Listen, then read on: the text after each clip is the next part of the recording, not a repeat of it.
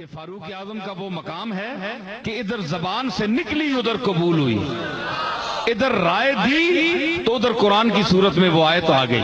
فاروق اعظم کی بات پر اللہ نے کہا یہ ٹھیک کہہ رہے ہیں۔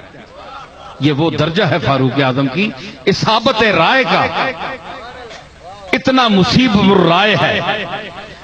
یہ کہا ہے کہ تلک الرسل فضلنا بعضهم علی بعض، اللہ نے بعض رسولوں کو بعض رسولوں پر فضیلت دی ہے، تو بعض صحابہ کو بعض صحابہ پر فضیلت نہیں ہے۔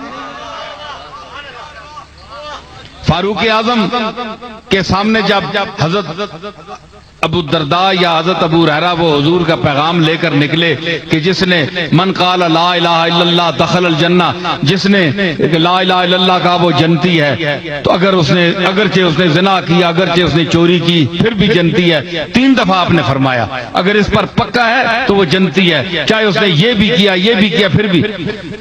تو باہر نکلے تو آگے سے فاروق اعظم، انہوں نے کہا جناب حضور سے کہ میری تو کوئی مانے گا نہیں۔ حضور نے فرمایا کہ میرے جوتے لے جا، نشانی کے طور پر سر پہ رکھ لیے انہوں نے، ہیں جی۔ تو حضور حضرت فاروق اعظم راستے میں ملے تو کیوں؟ انہوں نے کہا حضور نے فرما دیا جس نے لا الہ الا اللہ کہا وہ جنتی ہے، چاہے اس نے جو کچھ بھی کیا۔ حضرت عمر نے ایک تھپڑ دیا، انہوں نے کہا واپس چلو۔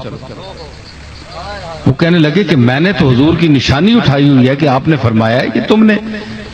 انہوں نے کہا حضور کے پاس گئے، انہوں نے کہا یا رسول اللہ آپ نے یہ فرمایا ہے جس طرح یہ نکل رہا ہے اور لوگوں کو بتانے کے لیے، اگر یہ جناب لا الہ الا اللہ کہنے کے بعد زنا، بدکاری، شراب نوشی، جو فحاشی اور بدکاری انسان، اگر اس کے لیے آپ اللہ کی رحمت کی اتنی وسعت آپ بیان کر رہے ہیں تو پھر یہ شریعت نافذ کرنے کی کیا ضرورت ہے؟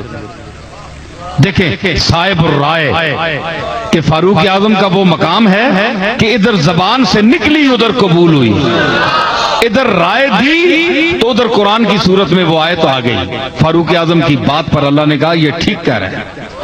یہ وہ درجہ ہے فاروق اعظم کی اصابت رائے کا، اتنا مصیب رائے ہے۔ تو حضور نے فرمایا ٹھیک ہے فاروق تو ٹھیک کہہ رہا ہے۔ تو اس پر وہ قائم رہا اور اس پر مرا، اس کے بعد وہ جنت میں جائے گا۔ پھر آپ نے اضافے کیے، یہ نہیں ہے کہ تم اعلان کرتے پھرو کہ جاؤ جو مرضی کرو، صرف لا الہ الا اللہ پڑھ لو تو بس جنتی ہو، جو برے عمل کرو کرتے رہو۔